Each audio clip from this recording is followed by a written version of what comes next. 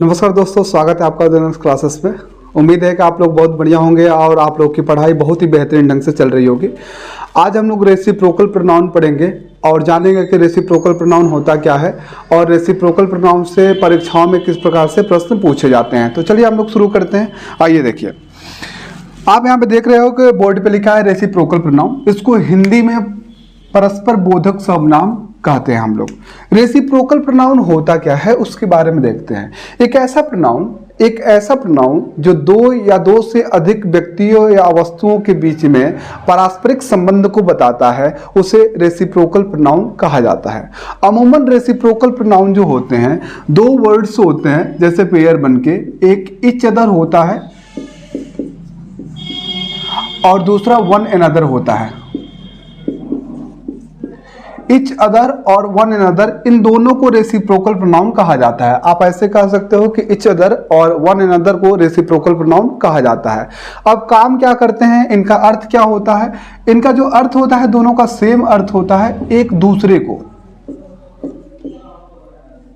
इनका जो अर्थ होता है एक दूसरे को अर्थ होता है। वन अनदर का मतलब भी एक दूसरे को, इच अदर का भी एक दूसरे को होता है। दोनों का अर्थ एक दूसरे को होता है। अब इन्हीं से परीक्षाओं में प्रश्न पूछता है कि वन अनदर का प्रयोग कहाँ किया जाता है, इच अदर का प्रयोग कहाँ किया जाता है। तो दो तीन तरह से प्रश्न पूछता है हमेशा परीक्षाओं में। तो आइए उन टाइप्स को हम लोग देख लेते हैं, समझ लेते हैं, ताकि अगर कभी इच अदर वन अनदर से प्रश्न पूछे तो कहीं गलत ना हो पाए। तो चलिए हम लोग उनको देख लेते हैं। चलिए हम लोग पहला तरीका देख लेते हैं कि रेसिप्रोकल प्रोनाउन से अर्थात इच अदर और वन अनदर से कैसे प्रश्न परीक्षाओं में पूछा जाता है। तो आइए हम लोग देखते हैं। इच अदर जो होता है, इसका अर्थ होता है एक दूसरे को अर्थ होता है। लेकिन इसका जब भी हम प्रयोग करते हैं तो इसका प्रयोग हम लोग दो व्यक्तियों या वस्तुओं के लिए करते हैं। इच अदर का प्रयोग हमेशा दो व्यक्तियों या वस्तुओं के लिए किया जाता है। अब यहाँ पे प्रश्न कैसे पूछता है परीक्षाओं में, जैसे यहाँ पे आप देख सकते हैं, द टू या three girls love each other.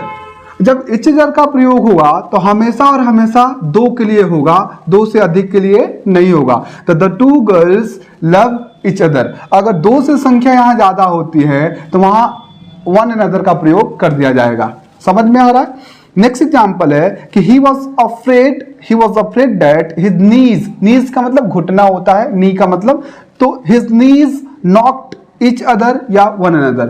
अब घुटनों की संख्या कितनी होती है किसी व्यक्ति की? दो संख्या होती है। तो यहाँ पे एग्जाम्पल है कि he was afraid that his knees knocked each other या one another। तो जब भी संख्या दो रहती है उसके लिए हम लोग इच अदर का प्रयोग करते हैं, वन अनदर का प्रयोग नहीं करते हैं। तो परीक्षाओं में इससे प्रश्न पूछता है कि इच अदर वहां पे प्रयोग कर देता है और उसके साथ जो संख्या यूज करता है वो दो से अधिक यूज करता है। तो कभी भी इच अदर जो प्रयोग होगा एक दूसरे के सेंस में, तो उसकी संख्या या तो दो व्यक्ति की होनी चाहिए या तो दो वस्तु की होनी चाहिए। इसमें प्रश्न पूछता है। आप इसको नोट करो, फिर दूसरा टाइप बताते हैं जो रेसिप्रोकल प्रोनाउन से पूछता है परीक्षाओं में। आप इसे नोट कीजिए।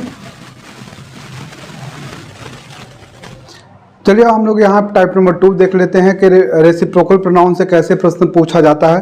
देखिए यहाँ पे कहा जा रहा है कि वन अनदर का जो प्रयोग होता है दो से अधिक व्यक्तियों या वस्तुओं के लिए होता है। दोनों में डिफर देखो, दोनों का अर्थ होता है इच अदर या वन अनदर, दोनों का एक दूसरे को होता है। लेकिन इच अदर का प्रयोग हम लोग दो व्यक्तियों या वस्तुओं के लिए करते हैं और वन अनदर का प्रयोग हम लोग दो से अधिक व्यक्तियों या वस्तुओं के लिए करते हैं। प्रश्न देखिए कैसे पूछता है, we all love one another या इच अदर। अब यहाँ पे वी ऑल कर रहा है हम सभी, यहाँ संख्या दो निर्धारित हो नहीं रही है, इसका मतलब कि दो से अधिक है, तो यहाँ पे इच अदर का प्रयोग नहीं होगा, वन अनदर का प्रयोग होगा, we love one another. Next है the students helped one another या इच अदर। अब यहाँ स्टूडेंट से तो संख्या एक से अधिक होगी। आई थिंक यहाँ पे दो संख्या दिखाई नहीं जा रही है, तो the students help one another not each other. I think आपको समझ में आ रहा होगा दोनों में अंतर क्या है। इच अदर का प्रयोग और वन अनदर का प्रयोग, दोनों में अंतर क्या है कि इच अदर का प्रयोग हम लोग दो व्यक्तियों या वस्तुओं के लिए करते हैं, वन अनदर का प्रयोग दो से अधिक व्यक्तियों या वस्तुओं के लिए करते हैं। दोनों का अर्थ एक दूसरे को होता है। आप इसको नोट कीजिए, फिर मैं एक और संदर्भ आपको टाइप बताता हूं जो रेसिप्रोकल प्रोनाउन से संबंधित है और परीक्षाओं में प्रश्न पूछे जाते हैं। आइए टाइप नंबर 3 देख लेते हैं कि कैसे रेसिप्रोकल प्रोनाउन से प्रश्न पूछता है। देखिए दो एग्जांपल्स आपके सामने हैं। Each other are ready to come here, दूसरा है one another were ready to come here. Sorry, यहाँ पे ईच अदर है, यहाँ पे ईच अदर सब्जेक्ट बनने का काम कर रहा है, each other are ready to go home, one another यहाँ सब्जेक्ट बनने का काम कर रहा है, one another were ready to come here. यहाँ पे देखो ये बताया जा रहा है, ऐसे परीक्षाओं में प्रश्न पूछे जाते हैं तो इच अदर जो होता है वन अनदर होता है, तो इसकी अगर बात करें तो यहाँ पे सब्जेक्ट बन रहा है और ये सब्जेक्ट बनने का काम नहीं करते हैं दोनों के दोनों। तो इच अदर या वन अनदर ये सब्जेक्ट बनने का काम नहीं करते हैं, किसी क्रिया का सब्जेक्ट नहीं बनते हैं। समझ रहे हैं बात को? तो इसके लिए हम लोग इसको सब्जेक्ट नहीं बनाएंगे। तो यहाँ पे कोई एक प्रिफरेबल हम लोग कोई प्रोनाउन रख देंगे, तो यहाँ कुछ भी रखा जा सकता है कि they are ready to go home या they were ready to come here. मतलब यहां बताने का केवल ये मतलब है कि इच अदर और वन अनदर किसी क्रिया का सब्जेक्ट नहीं बनते हैं। That's all. अगर कभी ऐसे प्रश्न पूछता है परीक्षा में तो आप सब्जेक्ट जहां पे दिया रहेगा आप इसको गलत कर दीजिएगा, क्योंकि ये सब्जेक्ट बनने का कार्य नहीं करते हैं।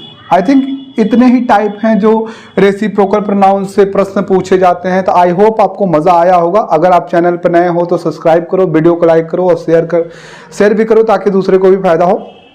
अगर आप साहित्य से संबंधित कोई जानकारी चाहते हैं, इंग्लिश लिटरेचर से संबंधित, तो आप मेरा दूसरा चैनल उदय लिटरेचर आप सब्सक्राइब कीजिए। वीडियो के डिस्क्रिप्शन में मैंने उसका लिंक दे दिया है। तो मिलते हैं नेक्स्ट वीडियो में, तब तक के लिए थैंक यू, बाय बाय।